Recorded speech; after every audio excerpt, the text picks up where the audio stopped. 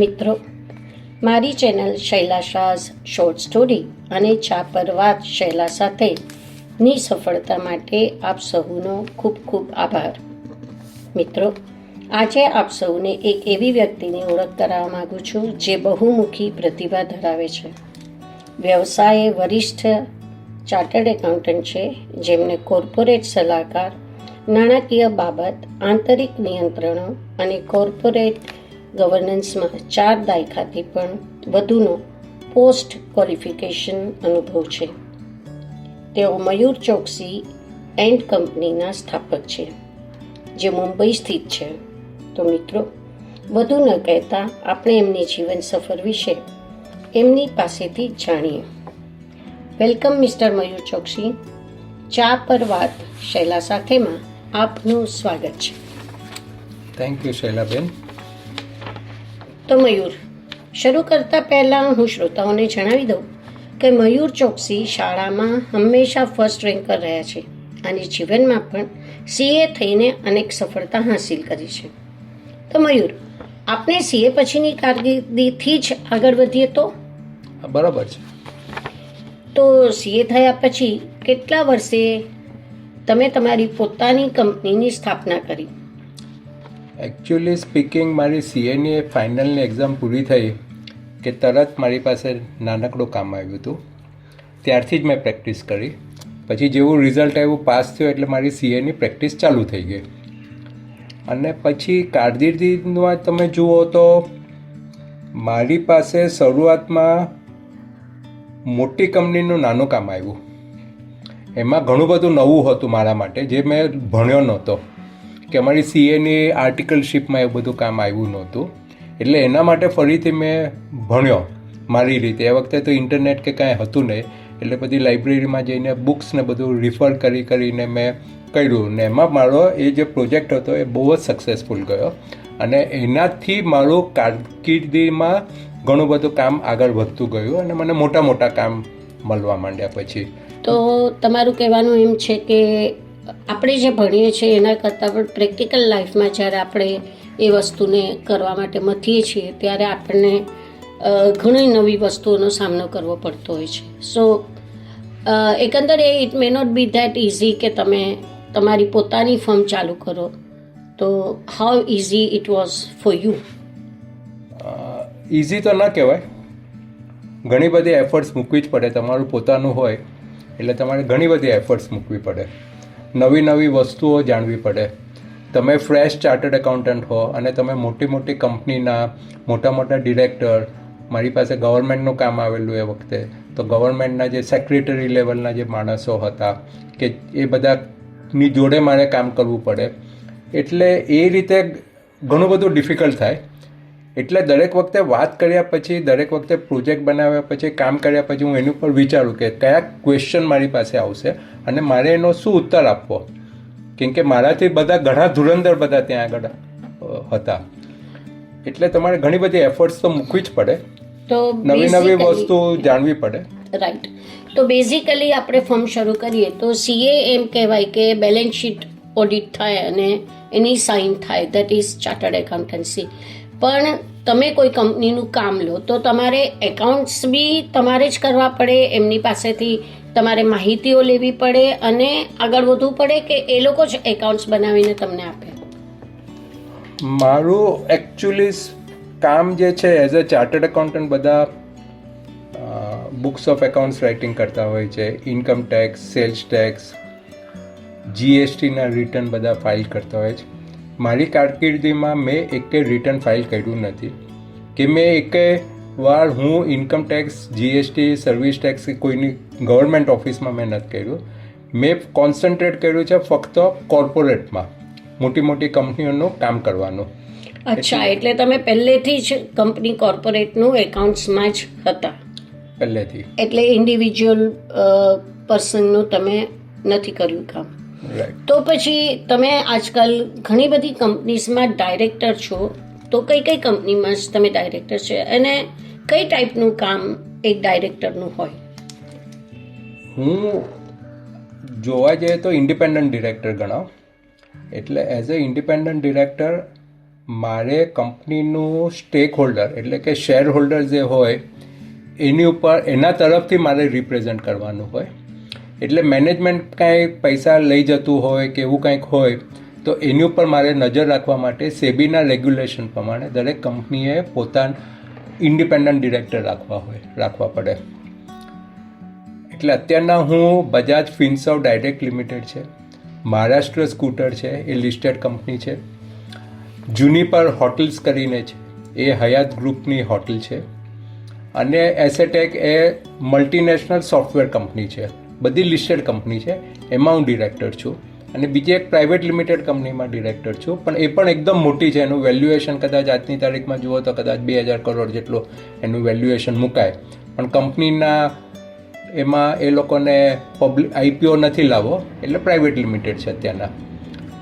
એટલે આ રીતનું એમાં આ જે બધા કંપનીના ડાયરેક્ટરશીપ તમે ચાલુ કરી, તો એ બધું તમે ક્યારે ચાલુ કર્યું? તમારી પોતાની આ જે કોર્પોરેટમાં તમે સીએ તરીકેનું તમારી કારકિર્દી છે, એ કારકિર્દી તમે કેટલા વર્ષ સુધી એમ જ રાખી અને પછી આ બધું જવાબદારીઓ તમે લીધી?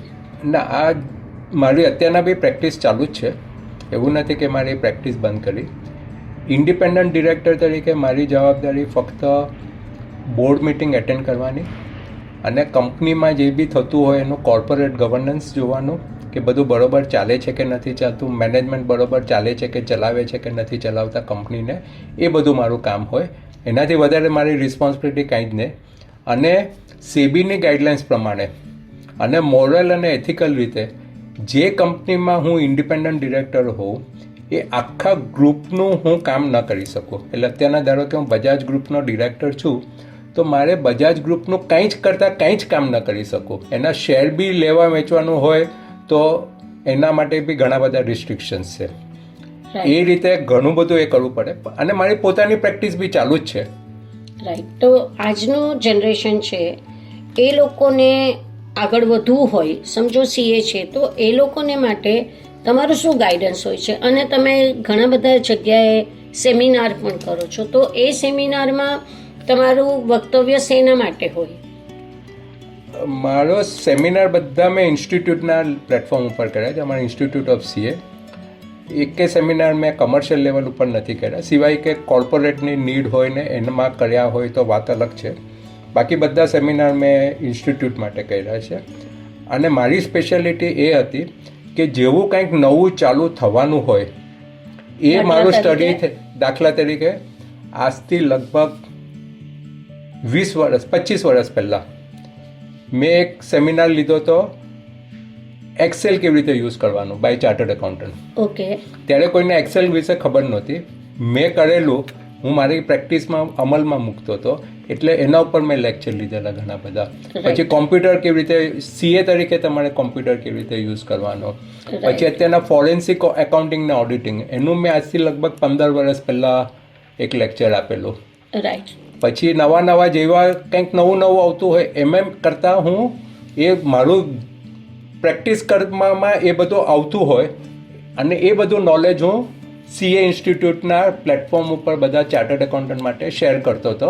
It was like passing on a knowledge base to other chartered accountants. It means કે આપણે હંમેશા કોઈ પણ પ્રોફેશનમાં હોય પણ we should upgrade ourselves to remain in the today's world. Otherwise આપણે ઘણા પાછળ રહી જઈએ છીએ. રાઈટ?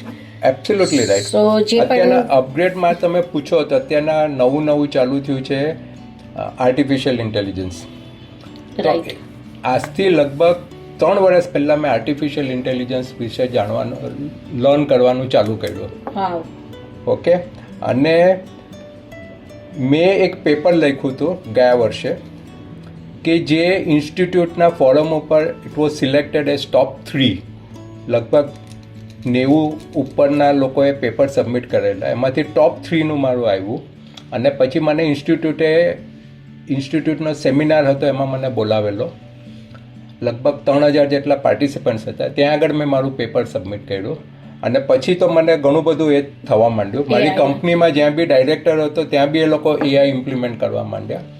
એટલે પછી મેં એના વિશે વધુ ને વધુ કર્યું અને હમણાં લેટેસ્ટ થોડાક વખત પહેલાં મેં આઈઆઈટી બોમ્બેમાંથી આર્ટિફિશિયલ ઇન્ટેલિજન્સનો કોર્સ કમ્પ્લીટ કર્યો. રાઈટ. એટલે તમારે આગળ વધવું હોય તો તમારે કંઈક નવું કંઈક કરતા જ રહેવું પડે, અપગ્રેડ પોતાને કરવા જ પડે. એટલે આજના જનરેશનને આપણે એમ કહી શકીએ કે પોતાની ઇન્ડિવિજ્યુઅલ પ્રેક્ટિસ પર્સનલાઇઝ પર કરે કે કોર્પોરેટમાં જાય. તો તમારી દ્રષ્ટિએ કોર્પોરેટ વધારે સક્સેસ માટે સારું છે કે ઇન્ડિવિજ્યુઅલ પણ કરી શકાય? સક્સેસની ડેફિનેશન બધાની અલગ અલગ હોય છે. કોઈકને સક્સેસનો એમ હોય છે કે મને શાંતિથી પૈસા મળે, દેટ ઇઝ સક્સેસ. કોઈકને એમ થાય કે હું નોલેજ પ્રાપ્ત કરું, એ યુઝ કરું, એમાંથી મને જે મળે આઈ એમ સેટિસ્ફાઈડ. સો તમને શેમાં મળે છે? મારા માટે વર્ક સેટિસ્ફેક્શન, મારા ક્લાયન્ટનું satisfaction was most important part in my life. અને એને લીધે જ મારે વિધાઉટ પબ્લિસિટી, વિધાઉટ કોઈકનું રેકમેન્ડેશન બધું કામ આવ્યા કરે છે. બરાબર છે. Because you be into it and you get into it. આ પછી તમે આટલી સક્સેસ પ્રાપ્ત કર્યા પછી તમે સમાજને કંઈક પાછું આપવા માટે ચેરિટી કરો છો, તો એ વિચાર તમને કેવી રીતે આવ્યો? સમાજની ચેરિટી તો હું પહેલેથી કરું છું, ઇનડાયરેક્ટલી. અત્યારના લોકોની આંખમાં આવ્યો છું. કેમ કે હું તમને કહું, મારી જિંદગીમાં મેં જેટલા બી મારું નોલેજ માટે કોઈ સીએ મારી પાસે આવે એઝ અ ચાર્ટર્ડ એકાઉન્ટન્ટ, એને મેં એક પૈસો ચાર્જ નથી કર્યો, ગમે તેટલું મોટું કામ એનું સીએનું હોય. That I consider as a giving back to the society. ઘણા બધા લેક્ચર લીધા, ફ્રી ઓફ કોસ્ટ કર્યા. That was my knowledge sharing. Okay.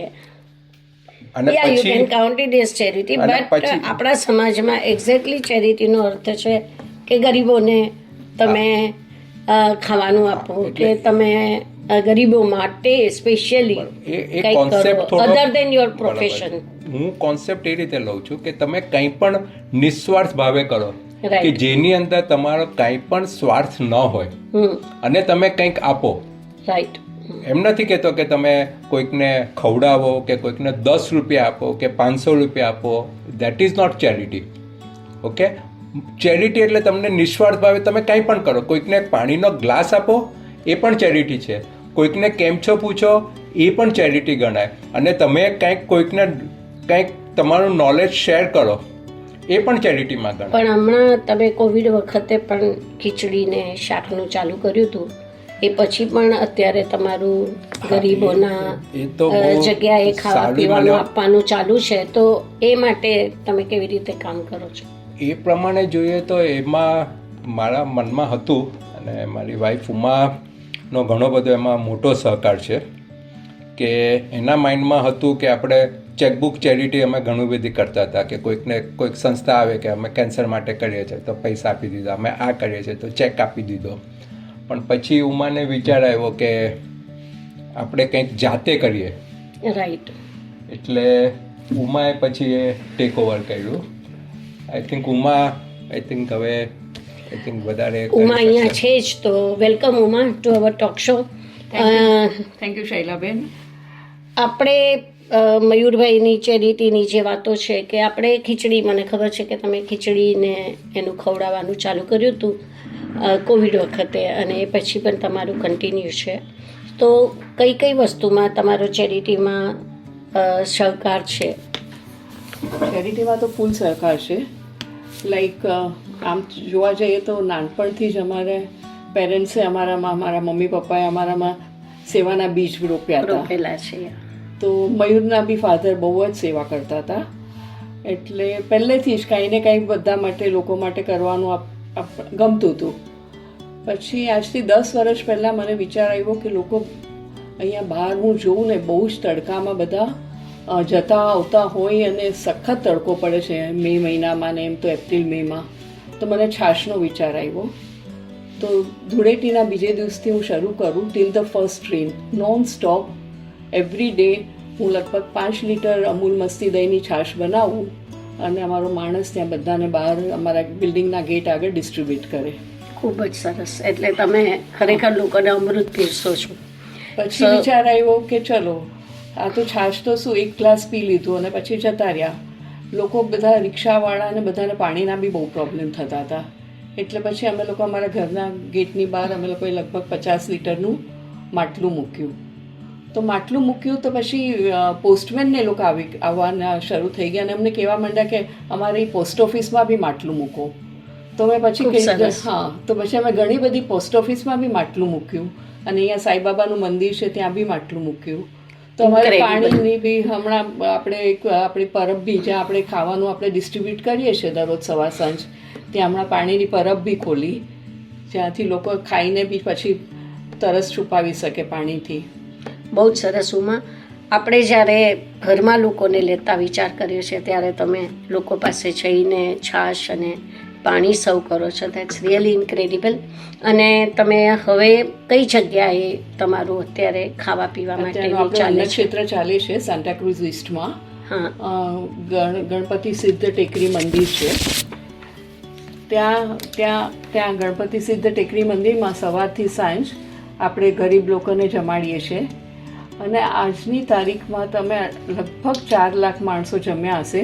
કોવિડથી નોન સ્ટોપ આપણે ચાલુ રાખ્યું જ છે, એક પણ દિવસ ગેપ નથી પડ્યો અને લગભગ 4 લાખ માણસ જમ્યા છે.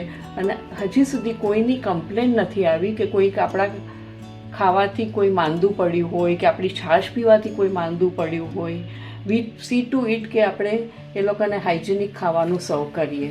રાઈટ. ઘણી વખત એવું થાય કે આપણને એમ થતું હોય કે આપણે કંઈક ચેરિટી કરવી છે, પણ લોકો ઘણી વખત પૈસા આપીને છૂટી જાય છે. જે લોકો પૈસેથી નથી હેલ્પ કરી શકતા એ લોકોની મનની ભાવનાઓ ઘણી વખત અંદર રહી જાય છે. તો એ લોકો માટે કઈ રીતે આ જે તમે ચેરિટી કરો છો એમાં એમણે કઈ રીતે સહભાગી થવું જોઈએ?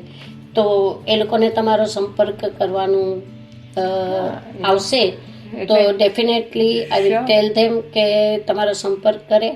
અને બહુ જ સરસ કામ થઈ રહ્યું છે અને આટલા વર્ષોથી ચેરિટી કરો છો એ ખૂબ જ સરસ થઈ રહી છે. લોકોને ચેરિટી કરવી હોય ને શૈલાબેન, એના માટે ઘણું બધી વસ્તુઓ છે, પૈસા જ નથી. તમે કોઈક ચેરિટી કરતો હોય ત્યાં જઈને તમે એને મદદ કરો. ખાવાનું કોઈ પીરસતો હોય તો ત્યાં જઈને તમે પીરસો, કે કિચનમાં બનતું હોય તો તમે એનું સુપરવાઇઝ કરો. એ બી ચેરિટીનું કામ છે. એવું નથી કે તમે પૈસા જ આપો. ગોલ્ડન ટેમ્પલમાં ને બધા કરતા હોય છે. Physical work is very important આમાં, કારણ કે કોઈ જઈને દેખરેખ રાખે, જુએ કે ખરેખર કામ થઈ રહ્યું છે કે નહીં, એ બહુ મહત્વનું છે ને એમાં ઘણા બધા લોકો સહભાગી થવા જ જોઈએ. વાત 100% સાચી છે. તો મિત્રો, આપણે આજે મયુરભાઈ અને ઉમાબેનને સાંભળ્યા અને એમની જીવન જર્ની જે સીએની કારકિર્દીથી શરૂ થઈ અને ઉમાબેનના સહકારથી એ બંને ચેરિટી તરફ પણ આગળ વધ્યા. એ સેવાભાવી ભાવના દરેકમાં વિકસે એ આપણે આશા રાખીએ. અને મિત્રો, આપણે આ ગાઈડન્સ પરથી ઘણું બધું સમજી શકીએ છીએ, જાણી શકીએ છીએ. કોઈને પણ આ વસ્તુમાં આગળ વધવું હોય તો મયુરભાઈ અને ઉમાબેન હંમેશા તમને સહકાર આપશે. તમે તમારી કોમેન્ટમાં અમને માહિતી મોકલજો. જેને પણ સંપર્ક જોઈતો હશે વી કેન ગીવ યુ.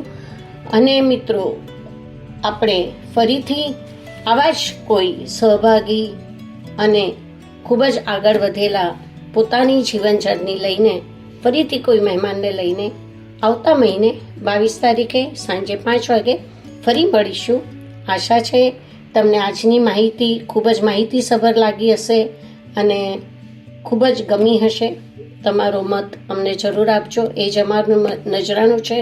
તો મિત્રો, ફરી મળીશું આવતા મહિનાની 22 તારીખે સાંજે 5 વાગે. ત્યાં સુધી ઇંતજાર. Thank you so much. Thank you શૈલાબેન. Thank you. Thank you.